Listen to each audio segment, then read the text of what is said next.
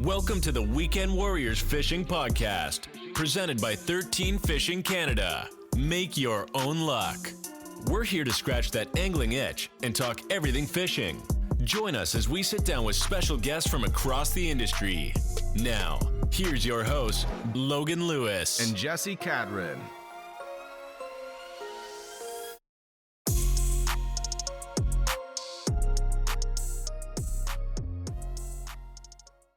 Episode 110, the 2026 March Madness Classic is here. This episode is going to go over everything to do with the tournament that's going to be getting rolling here in less than a month. So we wanted to put this episode out to let you know all the details, everything that's new, some of the other prizing and stuff we got going on. So you're not going to want to miss this one if you're going to be fishing in the March Madness Classic. I'm joined today with my co-host, Jesse Cadron, who caught a nice pike this past weekend that we were recording here. A nice little change up for you, I guess, eh? Yeah, it was really nice.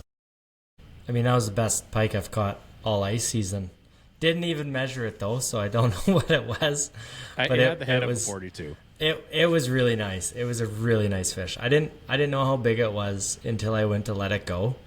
And I had held it out like by the tail, like the kind of shotgun hold for trout. And Dad took a picture of me and I was like, this is a really big fish. But the bump board was, 50 yards away. We let her go, but it was a really nice change up. And I don't know how much. We were recording this on February 18th. And I don't know how much of the Olympic Games you watched today, but my stomach was in my throat about 9 hours today. I think it was. Yeah. It was a stressful day to be a Canadian Olympic fan.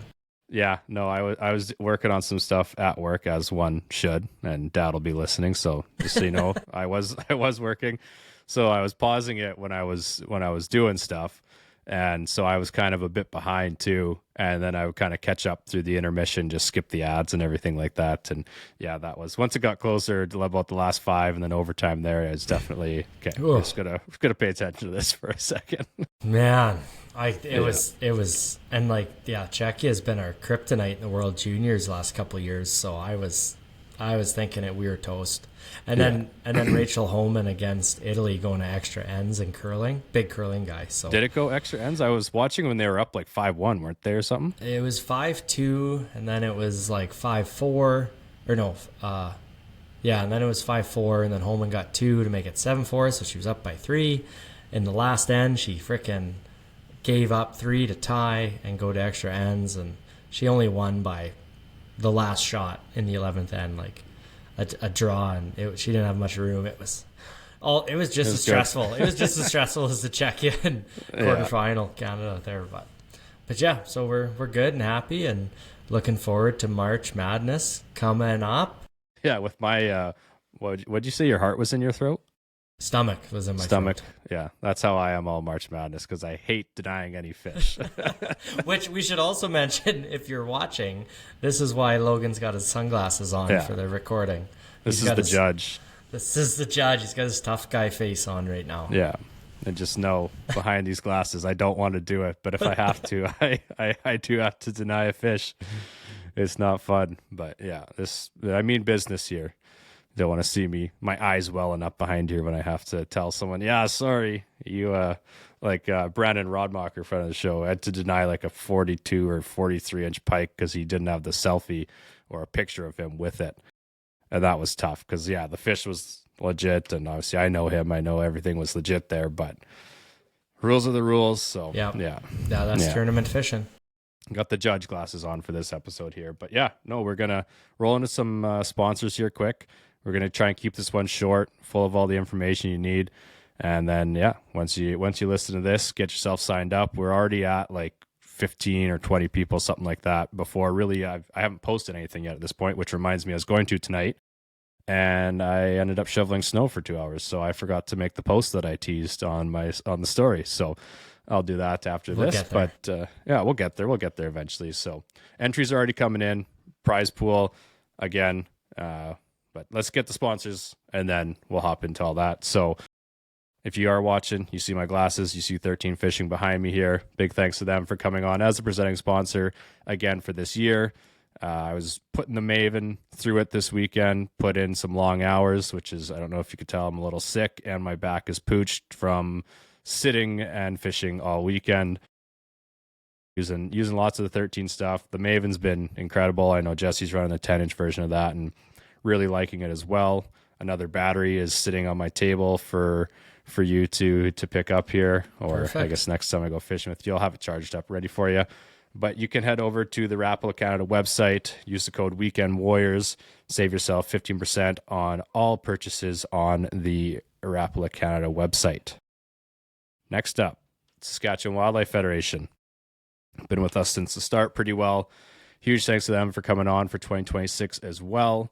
Head over to the Saskatchewan Wildlife Federation website, find your branch, get your membership. This time of year is a great time to do it. I know, like, for example, the Buffalo Pound Walleye Challenge, you need to be a member of Moose Jaw Wildlife Federation to fish in that. So there's lots of little kind of things like that with the local membership. So you may as well get started year and be good to go for everything that goes on throughout the year.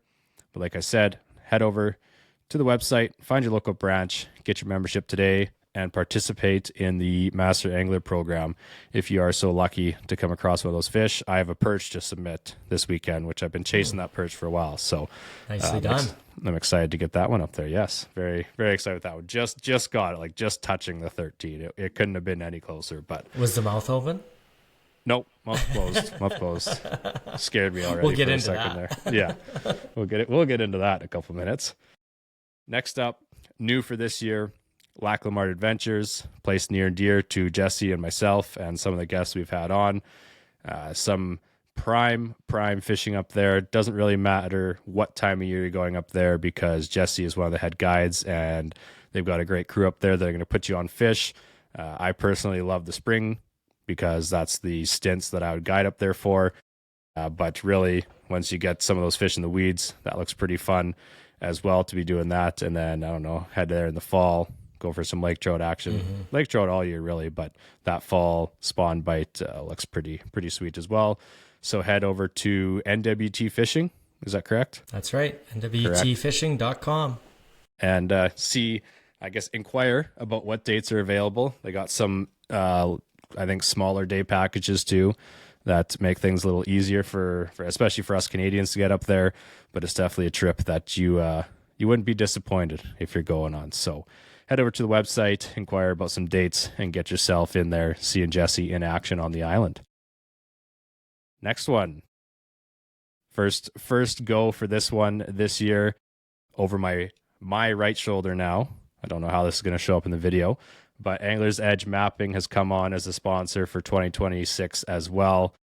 Obviously, they're stretching out into Saskatchewan. They've been well known in Manitoba. They're stretching out into Alberta as well, and I think a little bit of BC.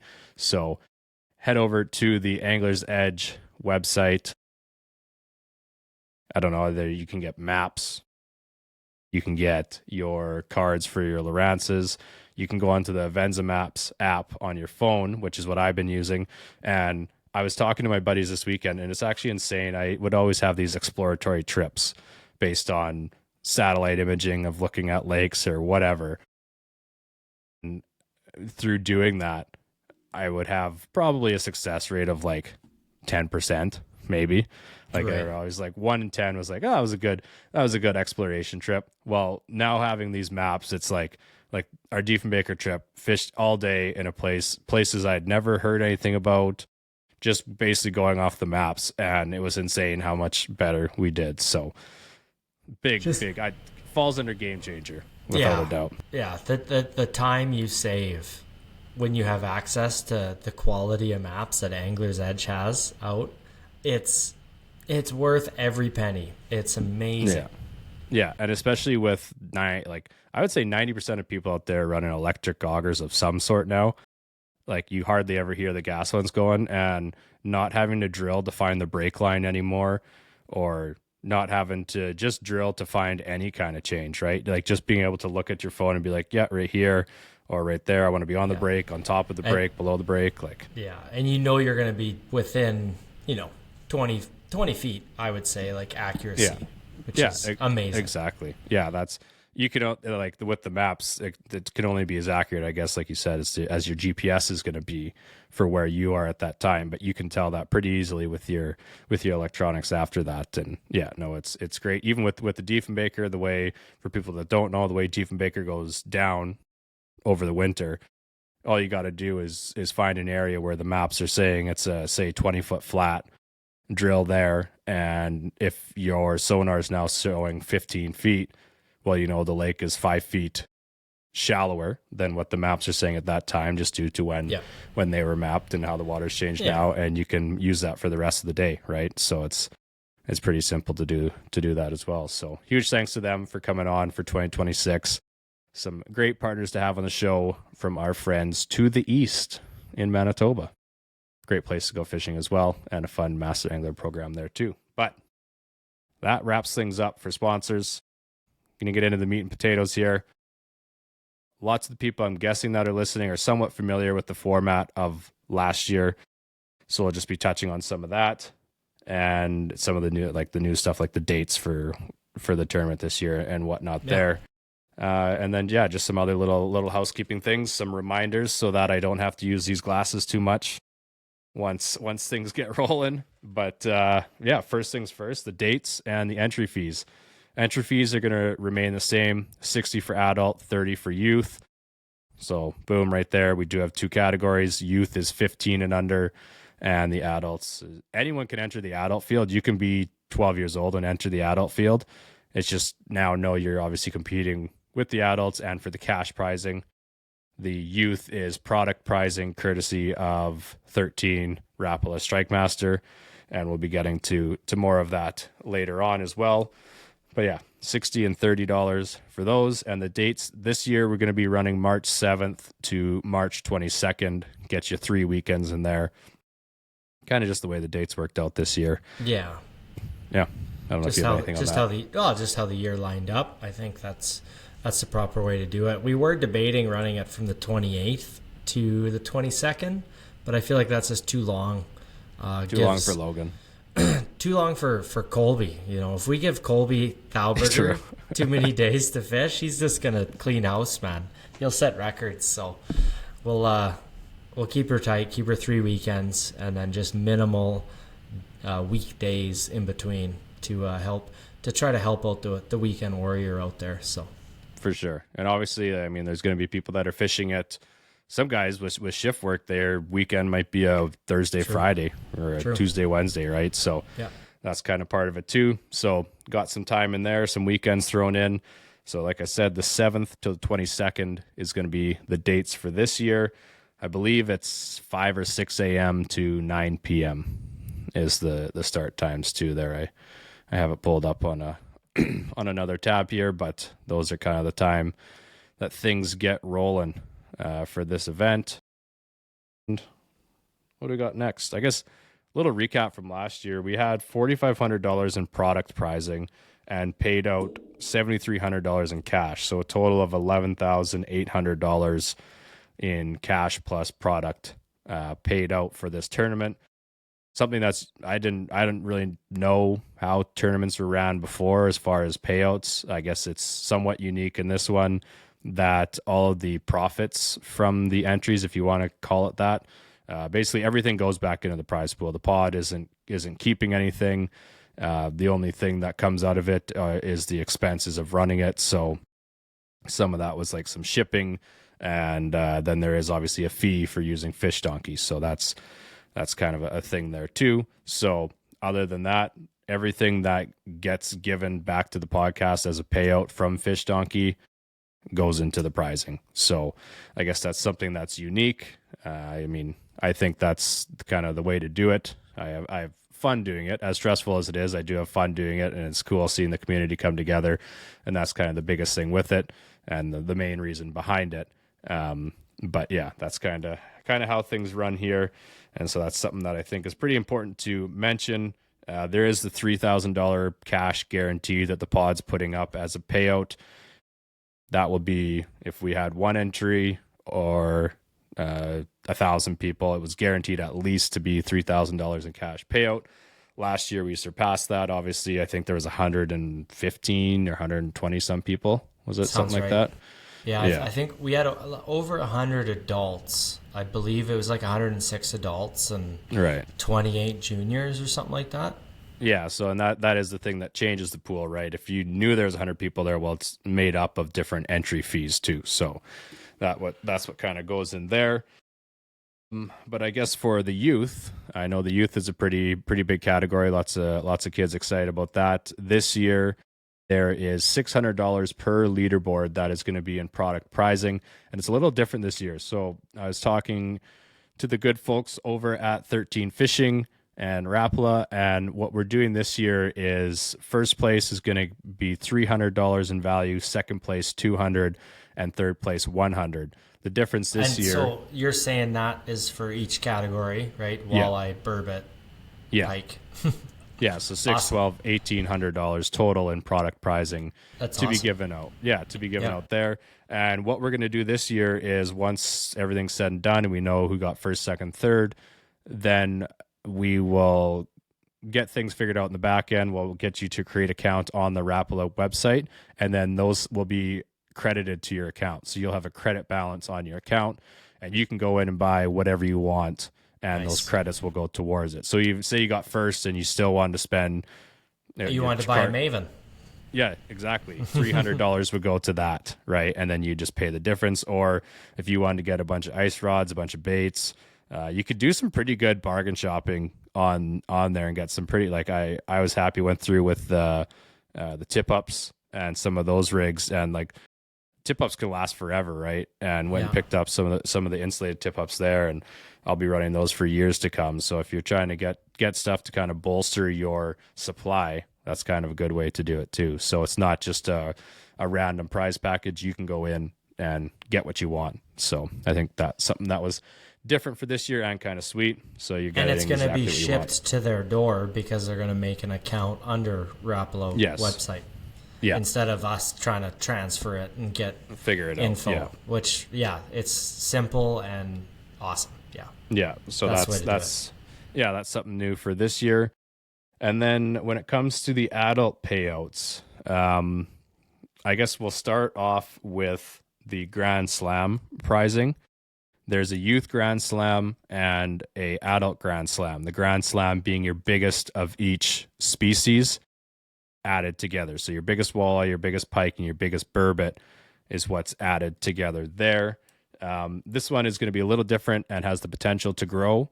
We are guaranteeing $400 for the youth, or for the adult, for first place. For first place in that one. Yeah, this is only paying out first place for the Grand Slam as well. It's a good thing to mention.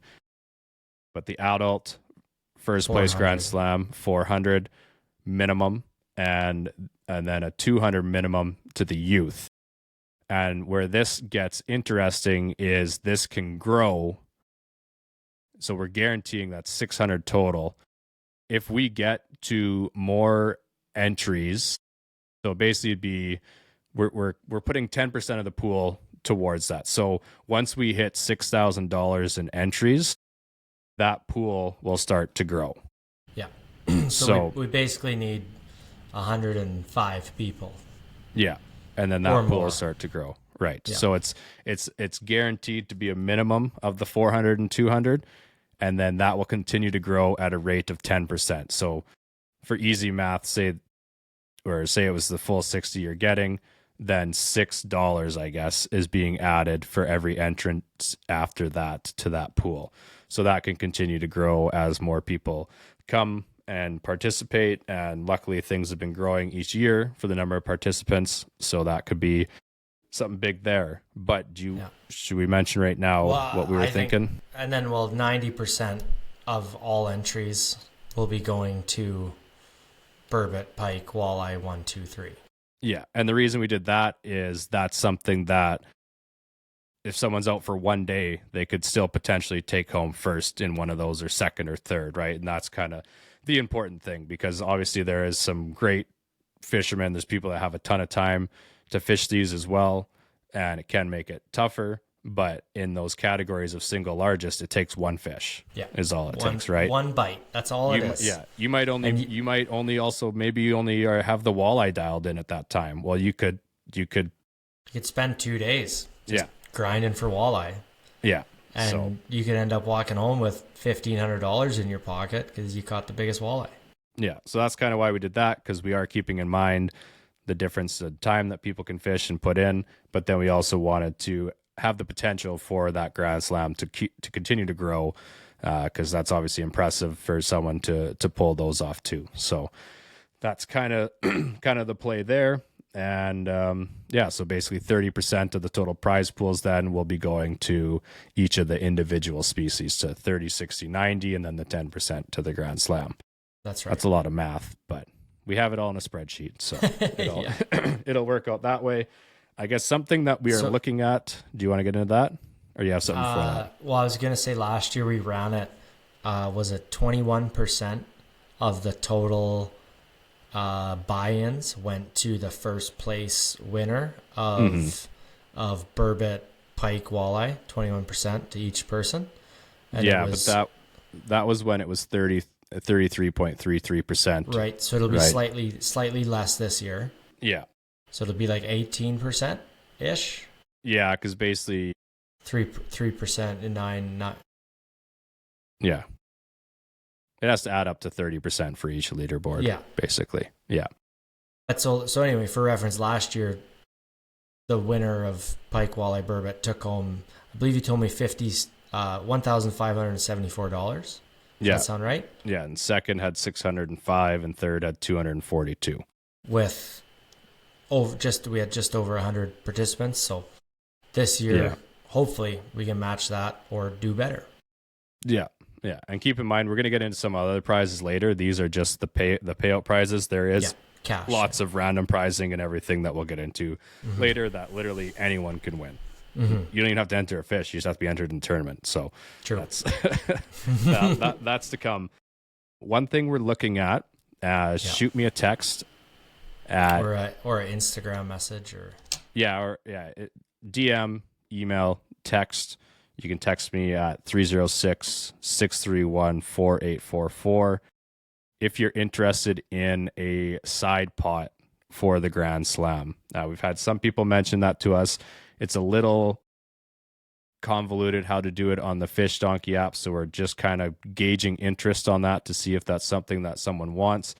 For anyone wondering what that is, basically, if there's a side pot, it's a thing that's in some of the open water walleye tournaments, I believe. But you can kind of buy into the side pot, or I don't know if that's kind of the term within the tournament. I've never totally understood that. Because I don't win it, so I don't need to understand it. But basically, we're gauging interest on if people would want to, say, build a side pot. If you pay into this side pot, you say it's an extra $100 to your entry fee. So if you're the adult, there's your $60 that regular tournament there, and then if we do this, it'd be an extra $100 per person to build a side pot for the people that really want to be putting in the time, grinding it out, battling for maybe some more money for this Grand Slam. We are putting the idea out there of a side pot. Yeah, so this is important for the people listening.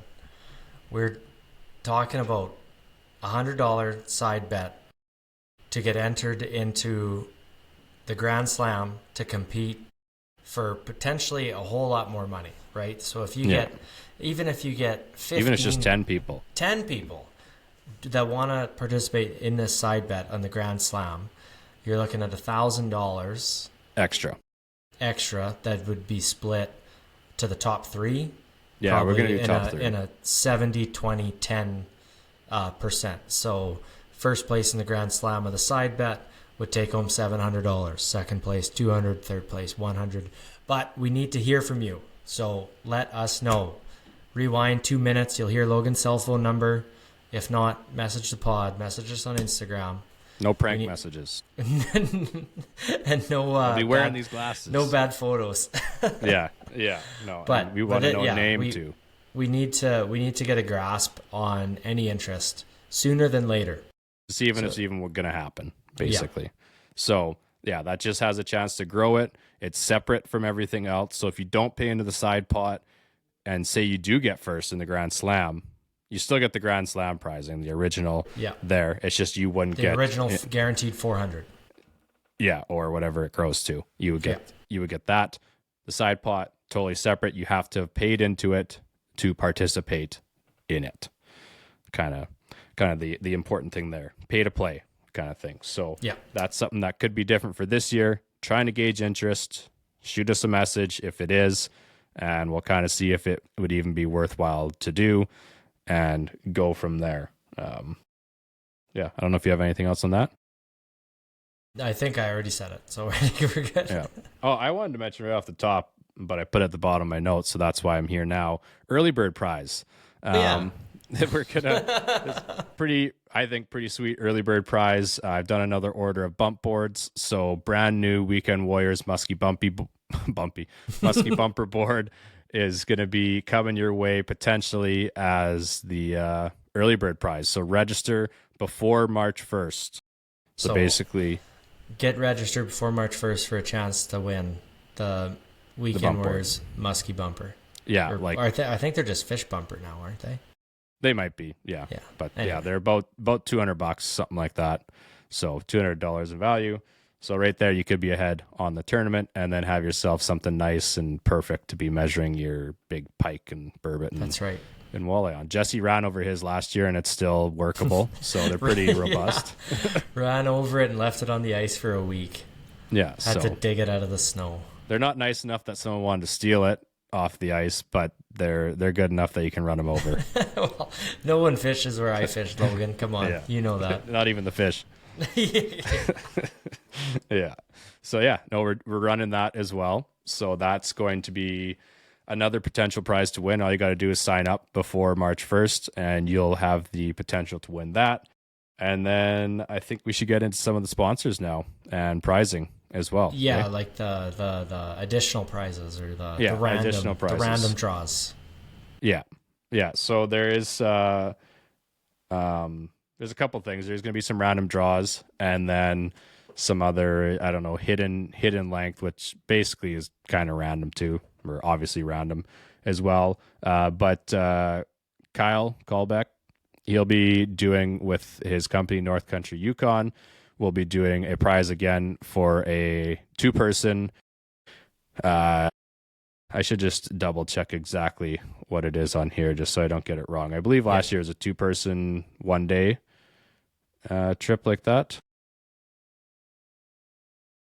That sounds right, but we'll let you double check. Yeah.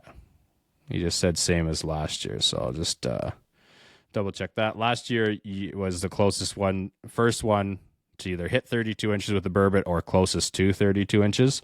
Prize for burbot closest to 32 was a day of guided fishing in beautiful Yukon with North Country Outdoor Adventures. So a day of fishing for 2 people, whether you want to be on the ice, river, out of the boat. You can choose the dates, everything like that. Very flexible. So thank you to Cal for sponsoring that one. I don't even know what the value of that would be, but it's pretty sweet. He did mention within the next 2 years, correct? Year. Within the next year. Yeah, there's now a limit on it. So, I mean, which is totally fair. Yeah. Kyle doesn't need a bunch of free trips coming all of a sudden. We've got a month of free trips. So yeah. So if you were the first person to catch or register a 32 we don't know inch if bird. That's it yet. Oh, I might keep it the same, but we'll have that for sure. Gotcha. But yeah, Kyle's doing that. So there is the potential to be winning a trip to the Yukon for 2 people to be guided for a day. And Kyle knows his fishing, so it's a great guy to go out with there. Bite Right Lures, again, is sending some prize packages, and those will either be random draw or hidden length. I think they went into the hidden length last year. But so they've got those. So big thanks to Travis and the boys at Bite Right Lures for sponsoring again this year. And then there's Alexis Lures coming on once again this year with 4 $50 lure packages as well. And so I think last year those were random draw, and we'll kind of see how that pans out this year. But thanks to Greg at Lexus Lures for doing those as well. Any prizing at all, we're happy to have it. Sponsoring that way, the more prizes the better, especially lots of the random prizing and everything like that. It gives anyone a chance to win which I think people really enjoy, and I enjoy those ones too, because people are definitely jacked when you send them a text and, hey, like they didn't get first, second, or third maybe in a category, but hey, you won this random prize, right? And makes them pretty happy with that one. So we've got that, and then rounding things out once again this year, like I mentioned at the top of the episode, Angler's Edge Mapping coming on with a print of your choice as a prize for the March Madness Classic in 2026 as well. I believe up to $300 in value. And as you can see, the one behind me, they're pretty nice. And these, you can't see it because this camera is not great on the laptop, but great detail. And you can stare at the wall with the map there and decide where you're going to fish the next time you make a trip out to that lake. So I've got Clearwater Lake here in Manitoba.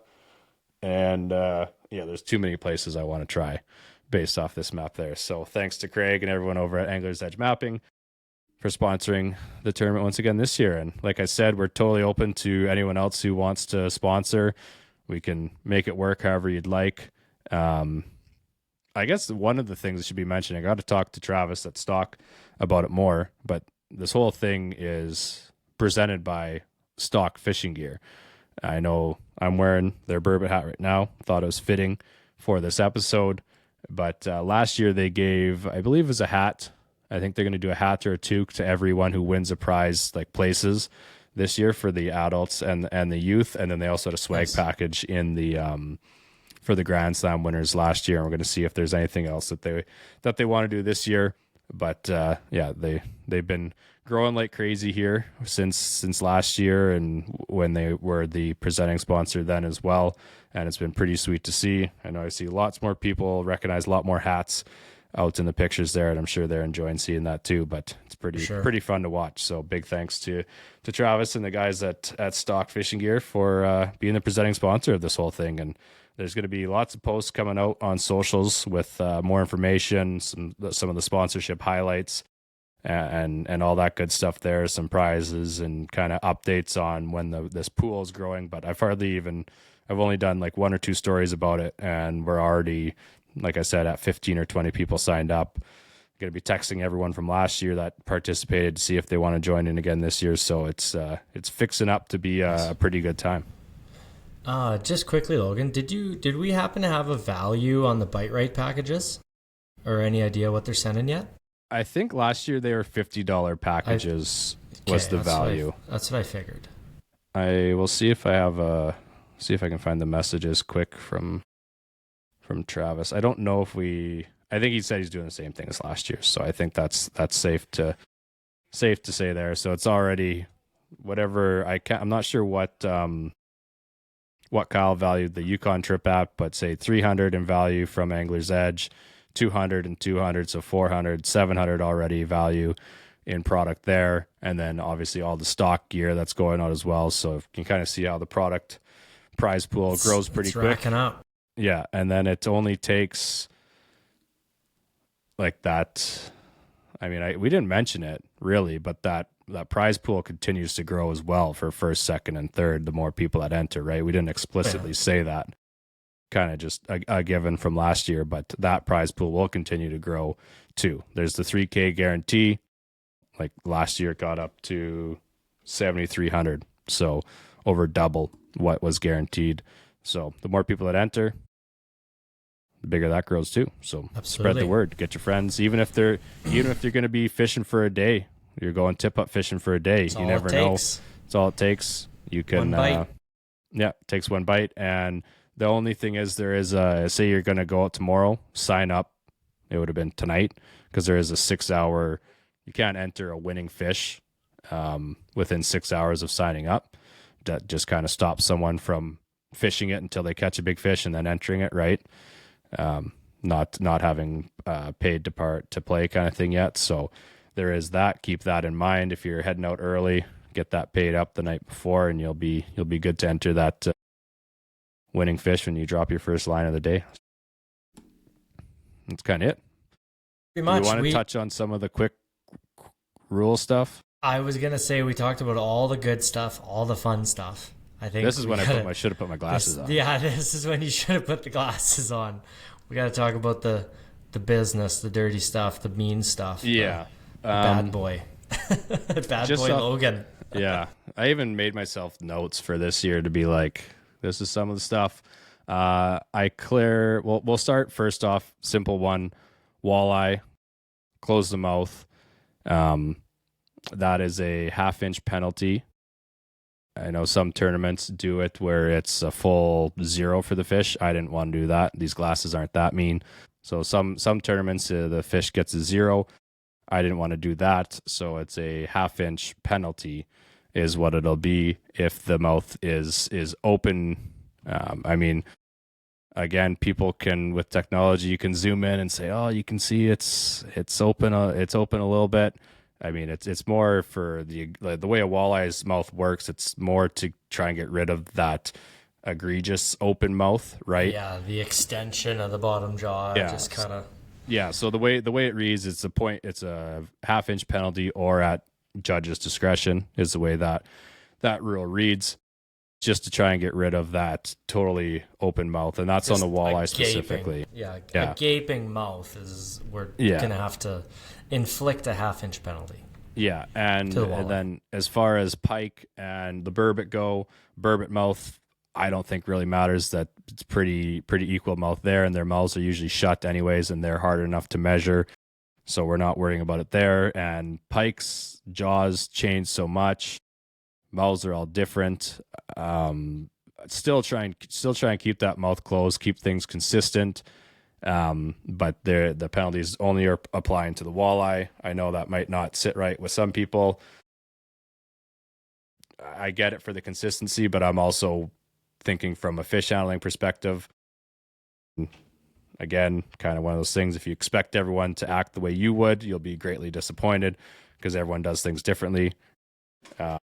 Just with that, we're trying to find that balance between consistency and less fish handling, I guess, because that especially with a bigger pike too, if you're by yourself or whatever, like, just kind of, there's lots of things that can change with those, but yeah, try and keep that mouth closed and go from there is kind of the main thing. I think where, like, the little bit of leniency that a pike and burbot have is, well, with a pike, their bottom jaws generally the longest jaw by a long ways, by a long shot. And in my experience, like a mouth open, mouth closed, it's really not going to change, because that bottom jaw is just set there regardless. And then a burbot, I don't think I've ever seen a burbot sit on a bump board with its mouth just wide open, just like, no, they're locked jaw as soon as they come out of that hole. So yeah, but with the walleye, like, you do see an extension, you do see that stretch in the fish.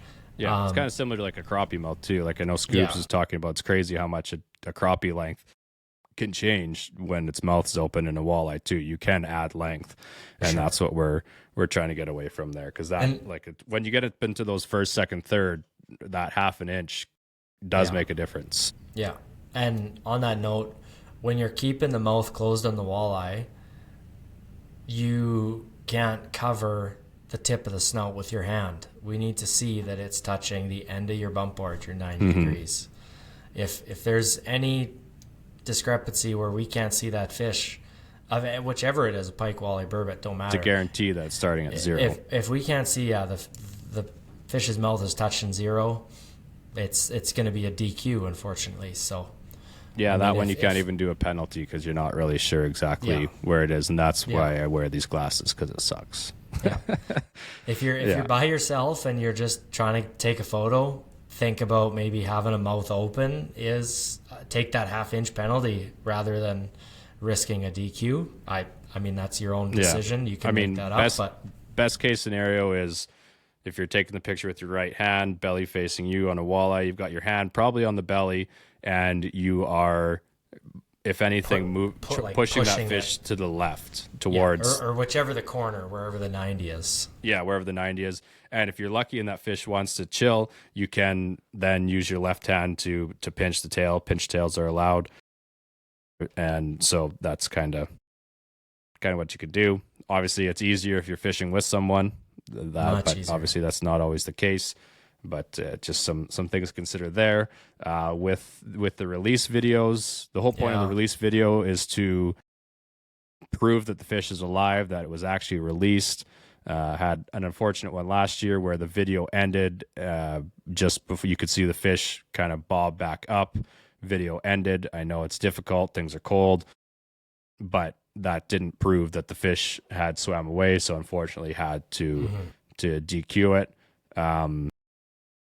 Yeah, like the way a burbot slides down a hole, just like showing that it's gone, right, is kind of the big thing. And it's nice if you can get some kind of kickoff in there too, just showing that, yeah, it kicked off. The fish is on its own power. Yeah. I believe last year that there was a video of a pike as well that it just kind of slipped down and away. Mm-hmm. Like I don't know if the guy just missed the tail with his hand, but he pushed the head down and the pike just shot like just kind of dead weight. Like it had a brick tied to it. It just disappeared out of the hole, and it was like, okay, it went down the hole, but I didn't see any signs of life coming from the fish. Yeah, and that's like a thing. This is again where the burbot kind of burbs just slither their way down into the hole and just kind of and they're gone, right? With the pike, especially after a fight that you've had with a pike, you want to be hanging on to that tail and making sure it's good to go instead of just a slinky down the hole, right? Like, because the big thing in there is a successful release. You think of how many times you let a fish go in the summer. If you just put it in the water and it's laying there sideways, it doesn't have as good of a chance as if you're holding onto that tail and letting it kind of get its strength back, right side up, good to go. So if you think about that pike that just slides down the hole, well, now it might be on its side against the ice. Or it could have nosedived in the mud if you're only fishing in 3 feet of water. That's true too. I've seen that before too. Pike get buried up to the mud in their gills, and they just get stuck there. Yeah, and for some people they might be like, "Why are they harping on this? Like this is simple enough." But it's because we don't want to make these calls. We don't want to make it. Ideally, I never have to deny anything. Yeah, but that's. But we want to see a fish kick off. A pro tip: keep your hole clean. Whether it's your release hole, if you have a designated release hole by your live well or in your shack, keep it clear of slush so we can visually see a good kick, a good swimming off. That fish, it needs to swim off on its own power. Right. And then the next one that there wasn't too many I had to do it with last year, but I had mentioned, unfortunately, I had to do it with Brandon. Is that picture of you with the fish. It doesn't have to be the whole fish. Like you see some of Aaron Weebs and some of the Frostbite challenge ones. It's just a selfie. It's literally, it's just to prove that you were there with the fish. Because technically, if you didn't have that, the whole reason for this is I could log in on Jesse's account. Scoops could log in on Jesse's account. You could have Jesse fishing in 3 provinces somehow. And if it wasn't noticed on where I don't even know I don't think I can even see necessarily the exact location of where it was. Then technically you could have someone fishing all over, right? So the whole point is to prove that it was you that caught it, or you were there, you caught it, and that it's your fish, right? So it doesn't have to be like, I mean, I love seeing, especially for posting and whatnot, the great hero shots or whatever you want to call them, where someone else is taking it for you. But again, if you're fishing alone, just like I think Clayton Schick does it well too. He'll even just kind of, the fish is on the bump board still, and it's kind of taking a selfie like that. Like you don't, it's just showing you with the fish to accompany the measurement photo / video and the release video is kind of the big thing there. So be sure to be doing that. I do have in the rules that you can, especially with the bigger species, with the pike, you can take a measurement video as well to show. I know, once again, Clayton does those quite well in his videos, showing the fish at 0 at the bump and then going down to the tail. That's kind of a big thing there. For anyone that has non-commercially produced bump boards, there's no tapes allowed. I believe it says in the rules. None of the, like I know Rapala has one of the tapes, but you can't guarantee that that's actually flat. Another big thing is if you are using a folding bump board, be sure that that's flat, because I can see sometimes in pictures if it's not. Yeah. And in that, then there'll be a penalty. Yeah. And so one thing that I don't even know if people can see it. I had a submission last year. In the release video, I take the fish off. I got my buddy to go in closer, and got to show that the crease was flat on there, and then went for the release. But that's the kind of thing. You can technically make your own bump board too, but you have to have sent it to me for approval. I look over it, make sure nothing's wrong with it. And sent to us with a photo of an actual tape measure on your homemade bump board so that we can see that the numbers match up. Yeah, that's a big thing there, and you still need a 90 degrees.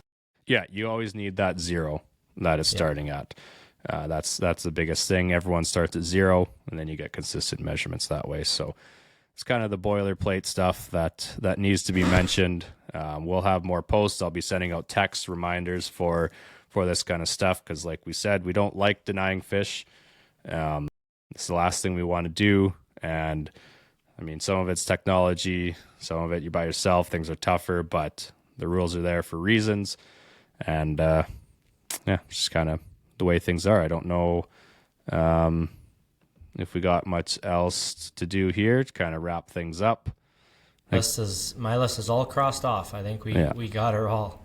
If you have any questions at all, I mentioned my number earlier. You can DM, whatever, email. I know I get quite a few email questions throughout the course of the tournament. Happy to answer them. I will be fishing some of it, so I'm usually answering texts even while I'm on the ice, not catching anything. So that's kind of the name of the game there. So yeah, head over to the Fish Donkey app, get yourself signed up, search up the Weekend Warriors March Madness Classic. If anyone wants to sponsor, know anyone who wants to sponsor, get them to shoot me a message. We'll make it work however they want to do that and however they want the prizing to be given out that way. And let's continue to grow this thing. It was incredible last year and some great lengths put up and some great random draws and prizes and everything given out there. And before we know it, it'll be March 7th and this thing will be popping off. So yeah, look forward to fishing against all you guys. Yeah, me and Jesse are in it. And gals. Yeah, me and Jesse are actually in it as well. So, but we're not going to take, if we do magically happen to place, we're not going to take any prizes away from you. Yeah, I've been happy with my pike submissions the last couple of years. I don't know if I was top 10 maybe last year. They got a 43 or something like that. So nice. I was happy with that. The only thing I plan to carry on is I'm going to register the smallest pike onto the tournament. I did last year. I think it was like 14 inches or maybe even like 12 and a quarter. But that's my goal. That's the only goal I have going into March Madness 2026 is I'm going to register the smallest pike. Well, good luck catching me, everybody. Yeah. Yeah, we'll see. Jesse's going for like a 12 inch or something like that. Maybe. Yeah. It might happen. It's gonna be small. Are you looking at some pictures of small pike right now? Well, no, I'm trying to find the leaderboard last year. Oh, I have it up here right now. The smallest pike last year was that was entered. Yeah. I'm only loading 10 at a time here, so. So if you want to try and beat Jesse, enter your small pike. 17.5. I was 17.5. And you had the smallest last year? Yeah. Okay. I'm in the zeros now. Yeah, 17.5. So I'm gonna beat that. Okay. That's your goal. I caught a pike on Green Lake the other day. It might have been single digits. Like it was 10, 11 inches. It was amazing. I should have put it in a live well. That's impressive. Yeah, just to show how small it was. Well, no, I meant for the tournament. Oh, yeah. Yeah. No, for sure. For sure. No, we do not recommend cheating, or we do not promote. Endorse. Endorse, that's the word. Yeah. Yeah, no, for sure. Well, we hope everyone enjoyed that episode. We'll be wrapping things up here. That is the initial breakdown for the 2026 March Madness Classic. We usually get into weekly episodes, updates, just quick, short episodes as things get rolling here. But that's all we have for you so far. check the socials. Lots of updates going to be coming there. I'll be finally posting the initial post here once we get off of this recording. But yeah, should be a good time. Appreciate everyone that enters and participates in the tournament. And just to wrap things up here, big thanks to 13 Fishing Canada for being the presenting sponsor of the podcast. Head over to the Rapala Canada website, use code Weekend Warriors, save yourself 15% off everything you purchase in your cart. We look forward to March 7th coming here. We'll have one more episode before that with maybe some other updates and maybe talk about some fishing strategies. But that's all we got for episode 110. Thank you for tuning in, and we'll see you in the next one.